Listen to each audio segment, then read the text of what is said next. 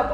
वर्धित विद्युत शुल्क प्रत्याहार 3 दफा दाबी नहीं भारतीय कम्युनिस्ट पार्टी आंदोलन।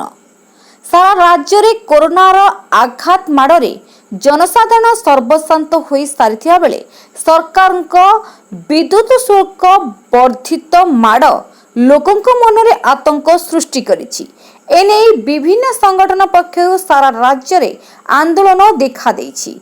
खोर्धा जिला बेगुनिया बोलगड़ ब्लॉक भारतीय कम्युनिस्ट पार्टी और विद्युत उपभोक्ता मानक तरफ 3 दफा दाबी नहीं आज खोर्धा बलांगीर 57 नंबर जातीय राजपथ रे शोभायात्रा करथिले।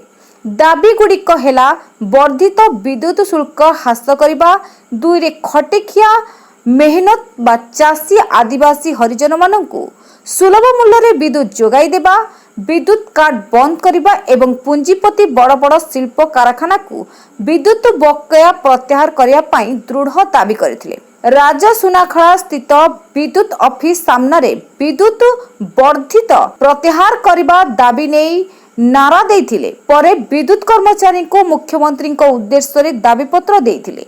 एही आंदोलन रे कम्युनिस्ट पार्टी शिक्षक नेता सुमंत छोटराय, सव्यसाची सेनापति विजय गुमन सिंह, दिवाकर परमगुरु प्रमुख आंदोलन रे शामिल होइथिले। खोर्धारू Ashwini Kumar Behera report, Star Odisha news.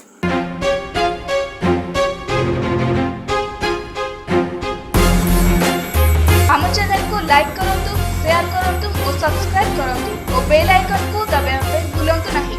अधिक जानिबा पे लॉग ऑन करंतु www.starodishanews.com।